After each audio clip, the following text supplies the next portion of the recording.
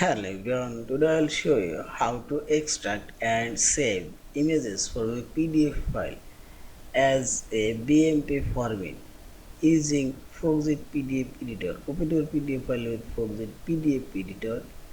Now click on this convert option, this menu bar, and here you will find this export all images option and click here and select a save folder destination location and click on this save as file type option, and here you will find this BMP option. Now click on the setting option and select all pages. Now select OK and save, and this image is now saved from this PDF file as BMP format, and click one of them and select right button for the mouse cursor and open properties dialog box and click on the general option. Here you will find this BMP file format. Yeah, this is.